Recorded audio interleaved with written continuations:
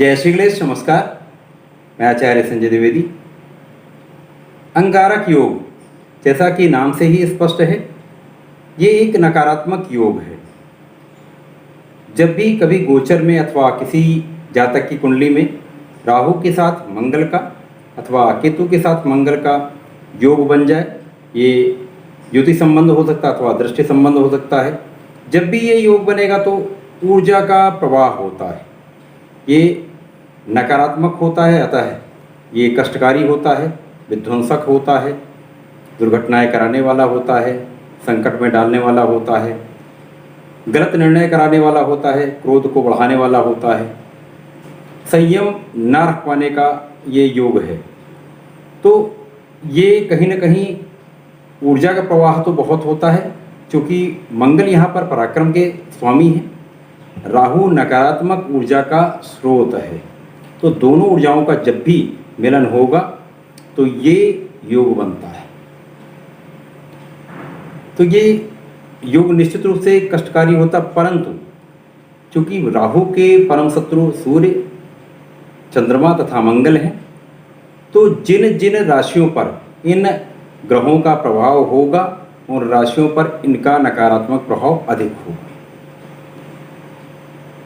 अतः इन राशि के जातकों को अधिक सावधान रहना चाहिए, अधिक सतर्क रहना चाहिए। परंतु ये भी निर्भर है कि ये योग किस भाव में बन रहा है, किस स्थान पर बन रहा है, किस स्थिति में बन रहा है। आज मैं कर्क राशि के लिए राहु मंगल का अंगारक योग क्या कुछ देने वाला है अथवा क्या कष्ट देने वाला है, कहाँ पर सावधानी रखने की आवश्यकता होगी, संपूर्ण विश्लेषण मैं करने जा रहा हूँ। कर्क राशि चूंकि चंद्रमा की राशि है, तो यहाँ पर ये योग अत्यंत प्रभावी होगा। कर्क राशि के लिए ये योग दसम भाव में बन रहा है। दसम भाव में राहु का गोचर चल रहा है, वहाँ पर मंगल के साथ इनका युति संबंध हो चुका है, जिसके कारण ये भाव अत्यंत प्रबल हो चुका है।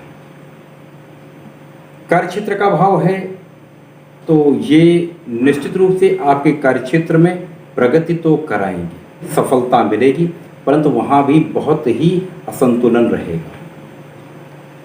कार्य का बोझ रहेगा, कार्य का विस्तार भी होगा, तनाव भी होगा, आपसी सामंजस्य में समस्या आएगी, उच्चाधिकारियों से अथवा अपने समकक्ष से अथवा अपने सबऑर्डिनेट्स के साथ आपको बहुत संयम के साथ काम करना पड़ेगा। यहाँ पर आपको संतुलन बनाना पड़ेगा। यहाँ पर दोनों ऊर्जाओं का जो मिलन है वो आपसी संबंधों में समस्या कर रहा है। तो कार्यक्षेत्र में उन्नति के साथ तनाव निश्चित रूप से आपको मिलने वाला है।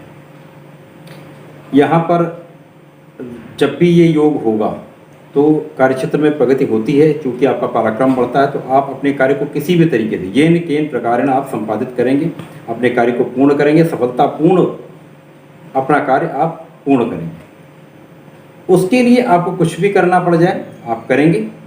यहाँ पर ही समस्या उत्पन्न होगी, जहाँ पर आपके सहयोगियों के साथ आपका संबंध अथवा अपना उच्च अधिकारियों के साथ आपके संबंध, ये यहाँ पर कटुता निश्चित रूप से आएगी, क्लेश होगा, जिसके कारण समस्या बढ़ेगी, कार्यक्षेत्र में समस्या उत्पन्न हो सकती है। कार्यक्षेत्र में कोई बहुत बड़ा हानि की संभावना नहीं दिख रही है, परंतु ये समस्याएं निश्चित रूप से आने वाली हैं। यहाँ पर पिता के भाव में समस्या आएगी, पिता के साथ संबंधों में समस्या आएगी, पिता का सहयोग ना मिल पाना हो सकता है, पिता से दूरी का होना संभव है, पिता के साथ मतैक्य का ना होना, पिता के साथ क्लेश का होना, माता के साथ संबंधों में समस्या, आपके सुखों का उपभोग आप नहीं कर पाएंगे। यहाँ पर आपके पास सुविधाएं होते हुए भी आप उसका उपभोग नहीं कर पाएंगे। राहु का यहाँ पर होना मंगल के साथ, मंगल चूंकि यहाँ पर होंगे तो आपके लग्न को बलवान करेंगे। चंद्रमा के परम मित्र मंगल हैं, तो आपके लग्न बलवान करें। तो मैंने जैसे कहा था, आप येन केन प्रकार अपने दम पर, अपने बल पर अपने कार्य को पूर्ण करेंगे। राहु का संबंध द्वितीय भाव से बन रहा है, जहाँ पर धन भाव है, सूर्य की राशि है। धन आप बहुत अर्जित करेंगे, धन का प्रबल आगमन होगा, उससे अधिक धन का व्यय होगा, धन का संचय बिल्कुल नहीं हो पाएगा। तो धन तो बहुत आने वाला है, कहीं कोई समस्या नहीं दिख रही, परंतु धन का संचय बिल्कुल भी नहीं हो पाएगा। पैतृक संपत्ति का विवाद संभव है। यहाँ बहुत शांतिपूर्वक, बहुत ही नम्रता के साथ अपने विवाद को आपको सुलझाना होगा। पारिवारिक सदस्यों के बीच में संबंधों में कटुता आ सकती है, क्लेश हो सकता है। यहाँ पर आपको संयम रखना होगा। वाणी पर आपको संयम रखना होगा, क्रोध पर आपको संयम रखना होगा। यहाँ आपके संतान का भाव बहुत अच्छा है। संतान की प्रगति होगी, शिक्षा में आपकी प्रगति होती है, आपके ज्ञान में वृद्धि होगी। यहाँ पर कर्क राशि के जातकों के लिए प्लस पॉइंट क्या है ये भी मैं बताता हूँ। क्योंकि ये दसम भाव में है, दसम भाव में होने के पश्चात भी आपके साथ बड़ी समस्या नहीं होगी। कारण क्या है, जो आपके भाग्य के स्वामी प्रबल रूप से भाग्य भाव में स्थित हैं गुरुदेव बृहस्पति, इसी प्रकार से आपके सप्तम के स्वामी सप्तम भाव में स्थित हैं अपनी ही राशि में, जहाँ पर उनके साथ उनका तथा गुरुदेव बृहस्पति का आपसी संबंध बन रहा है, जो आपके भाग्य को बहुत प्रबल कर रहा है। तो आपके साथ भाग्य पूरा रहेगा। आपकी लग्न को गुरुदेव बलवान कर रहे हैं। यहाँ पर मंगल अपने ही राशि में है, दसम भाव में कार्यक्षेत्र के स्वामी का कार्यक्षेत्र में होना आपको बहुत प्रबल बना रहा है। इसी के साथ साथ मंगल ही आपके पंचमेश है, तो पंचम भाव को भी बहुत प्रबलता मिल रही है। यहाँ पर गुरुदेव बृहस्पति की दृष्टि का प्रभाव आपके लग्न पर है, आपके पराक्रम पर है, आपके पंचम भाव पर। तो यहाँ पर आपका पंचम भाव प्रबल है, जिसके कारण आपकी शिक्षा का भाव, संतान का भाव अत्यंत प्रबल है। कहीं कोई समस्या नहीं। कार्यक्षेत्र में समस्याओं के होते हुए भी आप उसमें सफल रहेंगे। आपका कार्य पूर्ण रूप से सफल होगा।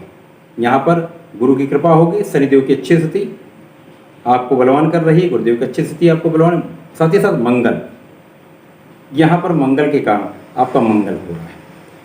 तो राहु के साथ अंगारक योग समस्या तो अवश्य देगा, धन का संचय नहीं होने देगा, कार्यक्षेत्र में उतार चढ़ाव देगा, अवरोध देगा, संकट देगा, सुख सुविधाओं के होते हुए भी आप उसका उपभोग नहीं कर पाएं, परंतु अंत में विजयी आप ही होंगे। तो कुल मिलाकर आपके लिए ये फलदायी ही है, कहीं कोई बड़ी समस्या नहीं होगी। तो अंगारक योग कर्क राशि के लिए संघर्ष कराते हुए विजयी कराएगा। आपको नियमित रूप से संकट मोचन की शरण में रहना चाहिए। नियमित रूप से हनुमान चालीसा का पाठ करें। मंगल तथा शनिवार को बजरंग बाण का यदि पाठ करते हैं तो जीवन में बहुत प्रगति होती है, आपके संकटों का नाश होता है। तो ऐसा करें, इसका लाभ लें। धन्यवाद, नमस्कार।